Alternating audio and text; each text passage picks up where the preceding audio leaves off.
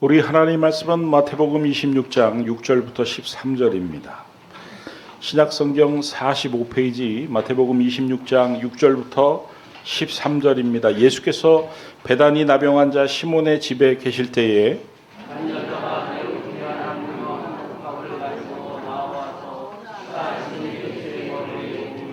제자들이 보고 분개하여 이르되 무슨 의도로 이것을 허비하느냐.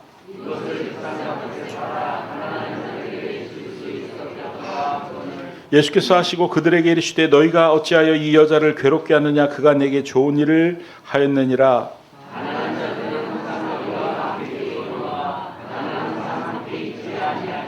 이 여자가 내 몸에 이 향유를 부은 것은 내 장례를 위하여 함이니라.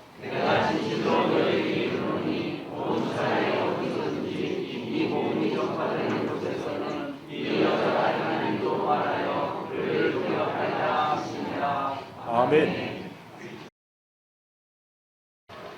할렐루야. 아멘. 우리 옆 사람 얼굴을 한 번만 이렇게 봐주실래요? 제가 시키는 대로 한 번만 해보세요.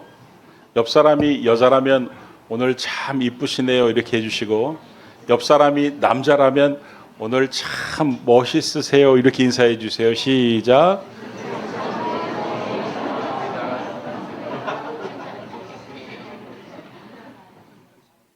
여러분 어떻습니까? 상대방에게 강제로 칭찬을 했지만 우리 전통 사회는 전통적으로 칭찬 문화가 발전되지 못해서 이 칭찬을 하는 것도 어색하고 또 누군가에게 칭찬을 받는 것도 어쩔 줄 몰라 합니다. 특별히 신앙생활 하면서 교회 안에서 칭찬에 대해서 잘못된 인식도 있습니다. 사람에게 칭찬을 받으면은 하나님께 상을 못 받는다 그래가지고 칭찬하려고 하면 하지 마. 여러분 그거야 본인이 자랑하고 다녀가지고 상을 못 받는 거지, 사람들이 칭찬한다고 하나님께 상을 못 받는다는 말이 어디 있겠습니까? 여러분 제가 찬송을 부를 테니까 가사가 어디가 틀렸는지 한번 맞춰보세요. 구주의 십자가 보혈로 죄 씻음 받기를 원하네. 내 죄를 씻으신 주 이름 칭찬합시다. 할렐루야 칭찬합시다. 어디가 틀렸어요? 찬송하고 칭찬하고 틀린 거예요? 아닙니다. 똑같은 겁니다. 이 칭찬할 때의 찬과 찬송할 때의 찬송하고 똑같은 거예요. 그런데 감히 피조물인 우리가 창조주를 향해서 칭찬한다? 그렇게 표현할 수가 없으니까 그 칭찬을 어떻게 바꾼 겁니까? 찬송으로, 찬양으로 바꿨을 따름이지 사실은 하나님을 찬송하는 것, 칭찬하는 것입니다. 그래서 여러분 시편에 보면은 하나님에 대한 칭찬이 얼마나 많이 나오는지 모릅니다. 하나님이 기이하신 일을 얼마나 많이 칭찬하고 있는지 모릅니다. 여러분 하나님은 칭찬의 대가셨습니다. 하나님께서 모세의 형 아론과 그 누이 미리암을 탁 앞에 두고 모세를 칭찬하셨는데 민수기 12장 5절 말씀을 보니까 내 종 모세와는 그렇지 아니하니 그는 내 온 집에 충성함이라. 내 온 집에 충성함이라. 이 말을 쉽게 말하자면 이런 거죠. 집을 맡겨놨더니 빨래도 잘해, 요리도 잘해, 살림도 잘해, 육아도 잘해, 청소도 잘해. 야, 모세는 아무튼 충성 하나는 끝내주는 사람이야, 이런 칭찬입니다. 심지어 하나님은 누구 앞에서도 칭찬을 하냐면요, 사단 앞에서 욥을 칭찬합니다. 욥기서 1장 8절 말씀을 보니까 여호와께서 누구에게 이르시되? 사탄에게 이르시되 내가 내 종 욥을 주의하여 보았느냐. 그와 같이 온전하고 정직하여 하나님을 경외하며 악에서 떠난 자는 세상에 없느니라. 하나님이 사탄에게 야, 욥은 정직해, 욥은 온전해, 욥은 나를 경외할 줄 알아, 욥은 악에서 떠났어, 와, 난 걔 같은 애 처음 봤어, 이렇게 지금 칭찬하고 있는 것입니다. 여러분, 예수님도 이 땅에 오셔서 사역하시는 동안 많은 사람들을 칭찬하셨습니다. 하인의 병을 고쳐달라고 찾아온 그 백부장이 주님, 오실 거 없고 말씀만으로 고쳐주실 수 있습니다. 이렇게 고백을 했더니 주님이 마태복음 8장 10절 말씀을 보니까 예수께서 들으시고 놀랍게 여기어 누구들에게? 따르는 자들에게 이르시되 내가 진실로 진실로 너희에게 이르노니 이스라엘 중 아무에게서도 이만한 믿음을 보지 못하였느니라. 주님이 따르는 사람들을 탁 보시고 이야, 우리 백부장 이스라엘 중에서 믿음이 최고야, 이렇게 칭찬하셨다는 것입니다. 수로보니게 여인이 귀신 들린 자기 딸을 고쳐달라고 간청을 하자 몇 번 거절하는 듯 제스처를 취하셨지만 계속해서 간청을 하자 그 딸을 고쳐주시면서 마태복음 15장 28절 말씀을 보니까 그 여인의 믿음을 칭찬하셨죠. 뭐라고 칭찬하셨습니까? 여자여, 내 믿음이 크도다. 백부장을 칭찬할 때는 여러 사람들에게 칭찬하셨고, 이 수로보니게 여인을 칭찬할 때는 당사자에게 직접 칭찬하셨습니다. 참 우리 하나님 대단하시죠. 우리 예수님 대단하시죠. 칭찬의 대가시죠. 그런데 거기에 비해서 피조물인 사람들은요, 참 칭찬에 인색합니다. 오늘 이 본문 말씀을 보면은 한 여인이 주님의 머리에 향유 옥합을 깨뜨려서 향유를 붓는 사건이 벌어졌는데, 이 향유는 아주 귀한 향유라고 되어 있고 그 가격도 300데나리온이나 되는 아주 귀한 향유입니다. 여러분, 이 여인의 주님에게 향유를 부은 행위는 깊이 한번 생각해 보면요, 와, 어떻게 이럴 수가 있을까? 귀신이 들리고 몸을 팔아가지고 일평생, 여러분 그때는요 기름하고 돈하고 똑같은 가치가 있어서 기름을 모은다는 것은 곧 돈을 모은다는 것이고 기름을 모아간 것은 돈을 모은 것입니다. 그 여인이요 일평생 이 결혼도 안 하고 그야말로 300데나리온 어치의 향유 옥합을 모은 것은 전대산입니다.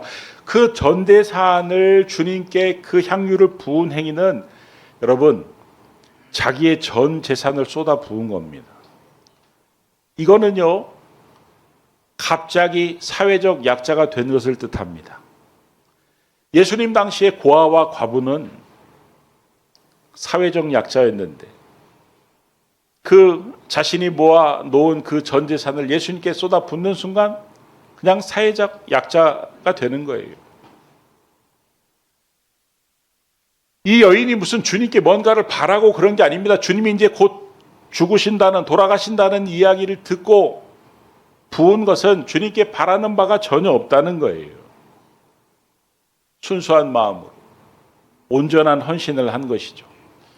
칭찬받아 마땅한데, 그런데 그것을 본 예수님의 제자들은 그 여인의 의도를 알지 못하니까 분개했다는 것입니다. 책망했다는 것입니다. 마태복음 26장 8절 말씀을 보면은 제자들이 보고 분개하여 이르되 무슨 의도로 이것을 허비하느냐. 분명 이 여인은 보통 사람이 할 수 없는 대단한 헌신을 했음에도 불구하고 제자들이 그 의도를 알지 못하자 분개를 하고 있고, 왜 허비를 하냐고 그 헌신을 완전히 깎아내리고 있어요.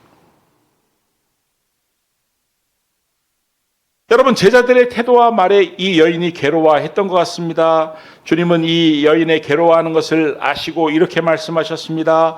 마태복음 26장 10절 말씀을 보면 우리 같이 한번 읽어보겠습니다. 시작.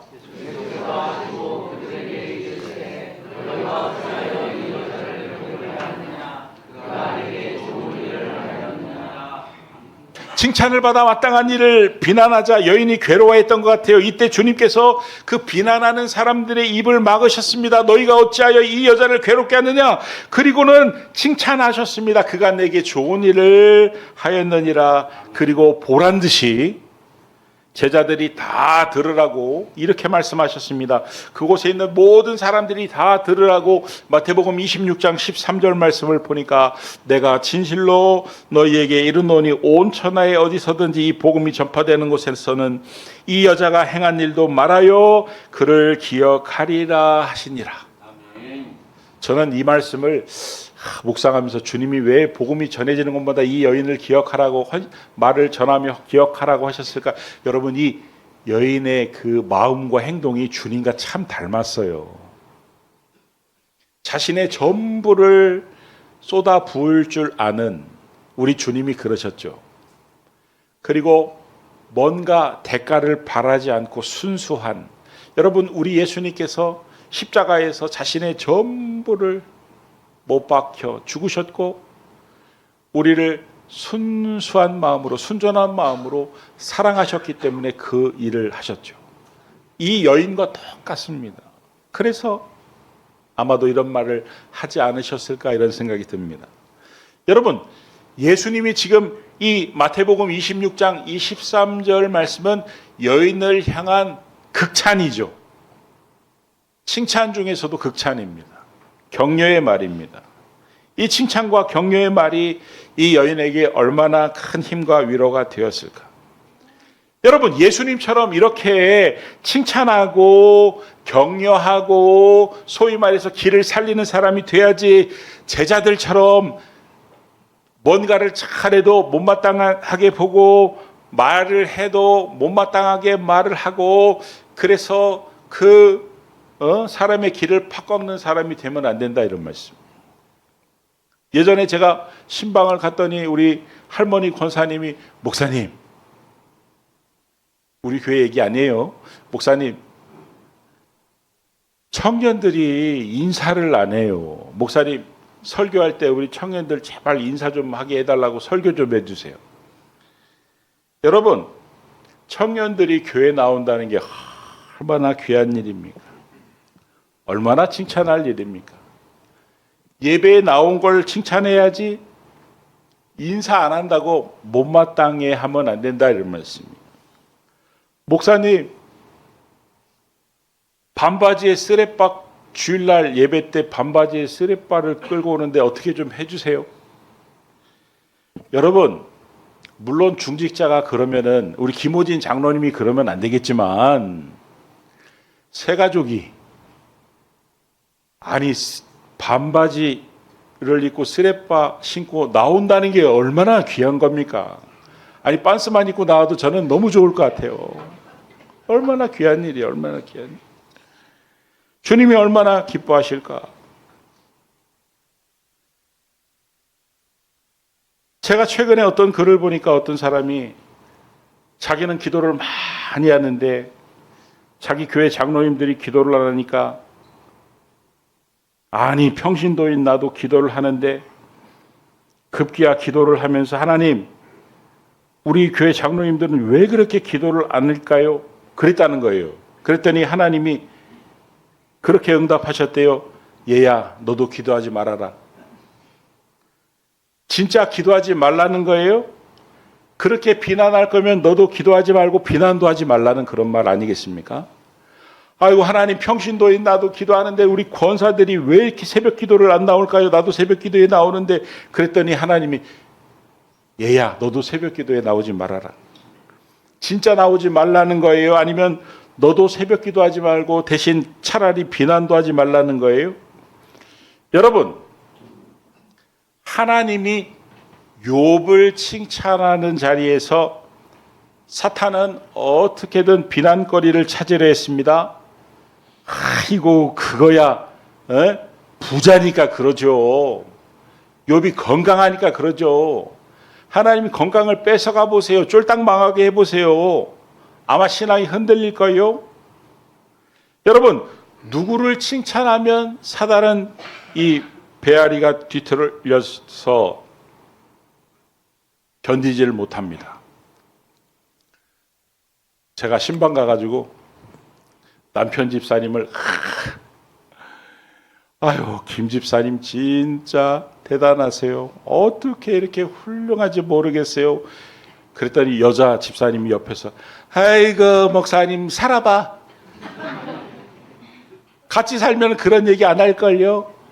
아유 저 인간이 얼마나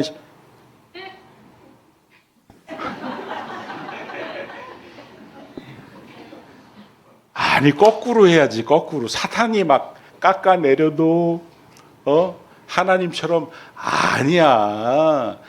건강해서 부자라 신앙생활 잘하는 게 아니야. 온전하고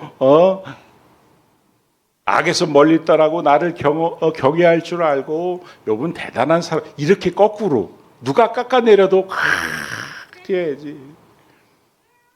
거꾸로 하면 안 된다 이런 말씀이에요. 여러분 책망도요. 책망을 하기 전에 먼저 칭찬을 많이 해야 됩니다. 다른 말로 표현을 하면요. 평소에 칭찬을 많이 해야 그 사람을 책망을 해도 책망받는 사람이 기분 안 나쁘고 책망의 효과가 나타나는 거예요. 여러분, 칭찬을 안 하던 사람이 어느 날 갑자기 책망을 하게 되면 책망을 받는 사람이 기분 나쁘고 책망의 효과는 부작용이 나타나는 것입니다. 자녀들의 경우도 아버지 그 어머니가 야단을 칠 때 자기가 잘못을 한 것을 다 안다고 합니다.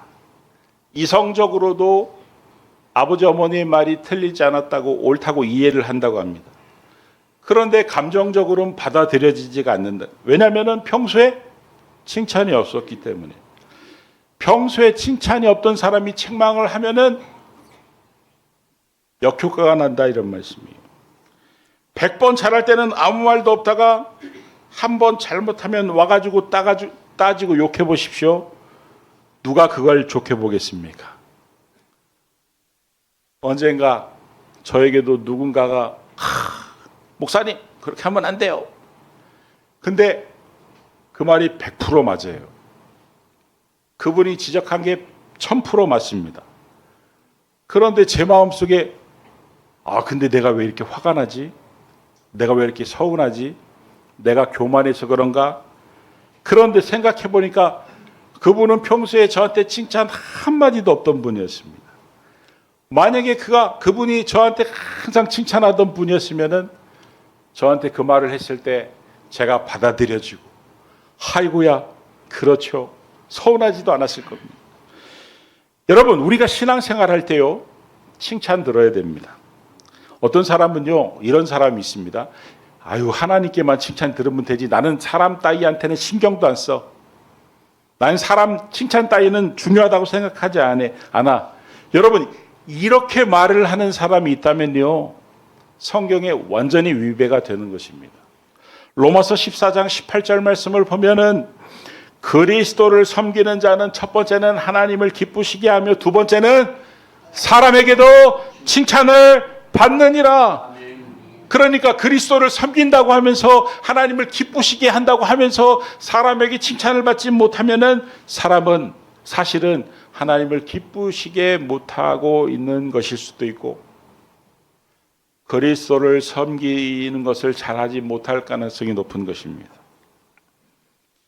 정말로 하나님을 기쁘시게 하는 사람은 사람에게도 칭찬을 받아야 해요. 특히 가까운 사람에게 칭찬을 받아요. 그래서 초대교회에서 7 집사를 뽑을 때도 조건이 성령 충만한 것만 보지 않았습니다. 사도행전 6장 3절 말씀을 보니까 형제들아 너희 가운데서 성령과 지혜가 충만하여 어떤 일꾼이요? 칭찬받는 사람. 성령이 충만한 동시에 칭찬받는 사람. 이게 뭐예요? 조금 전에 우리가 읽은 하나님을 기쁘시게 하는 동시에 사람에게 칭찬받는 사람인 것이지. 성령은 충만한데 사람들에게는 칭찬을 못 받는다. 특히 가까운 사람들에게는 칭찬을 못 받는다. 그거는 성령 충만한 게 아니죠. 자기 혼자 기분이 충만한 것이지. 여러분 디모데가 훌륭한 사역자가 될 수 있었던 것도 사도행전 16장 2절 말씀을 보면 디모데는 어떤 사람이라고요? 형제들에게 가까운 사람들에게 칭찬받는 자니 칭찬받는 사람이었기 때문입니다. 여러분 우리가 죽어서 천국 가면 하나님 만나면 어떤 일이 벌어질까요? 한번 생각해 보십시오. 장차 내가 이제 죽었다. 그럼 하나님을 딱 만났다. 어떤 일이 벌어질까요? 고린도전서 4장 5절 말씀을 보면은 그 끝에 그때에 각 사람에게 하나님으로부터 뭐가 있으리라? 칭찬이 있으리라. 그때가 언제예요? 주님 만날 때예요. 죽었을 때, 심판의 때. 주님이 어떻게 하신다고요? 각 사람에게 칭찬을. 죄를 지었다고 꾸중을 하거나 질책을 하지 않으시고, 그런 죄는, 우리의 죄는 간과하시고 못 본 척 하시고 우리의 잘한 것만 칭찬하실 것이다. 이를 통해 알 수 있는 것은 주님은 칭찬에 진심이시고 칭찬을 많이 하시는 분이시고, 그래서 마태복음 25장 달란트 비유에도 마지막 날 주인이 그 종에게 뭐라고 칭찬을 합니까? 착하고 충성된 종아, 잘하였도다.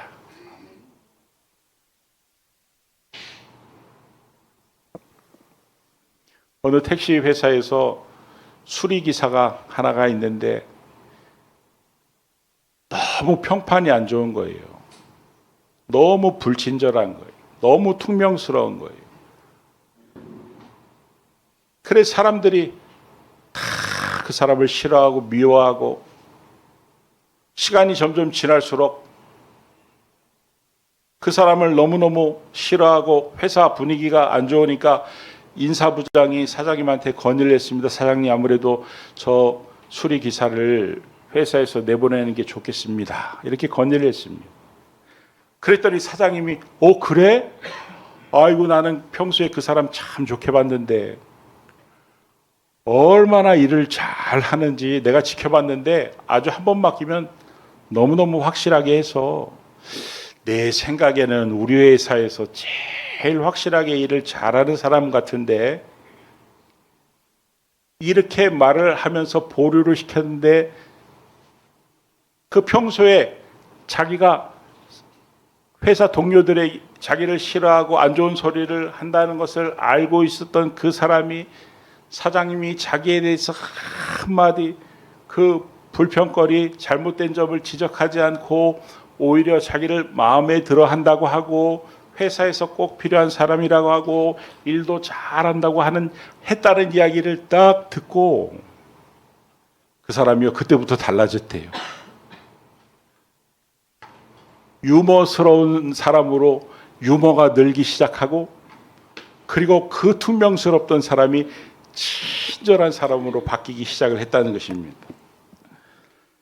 여러분, 성부 하나님도 칭찬 잘하시고 성자 예수님도 칭찬 잘하시고 진심이시고, 심판날 마지막 날 주님이 만나서도 죽어서 만나는 그날도 칭찬하실 정도인데, 예수님을 믿는다고 하는 우리가 칭찬을 하는 것도 인색하고 칭찬을 받는 것도 인색하면 어떡하겠습니까?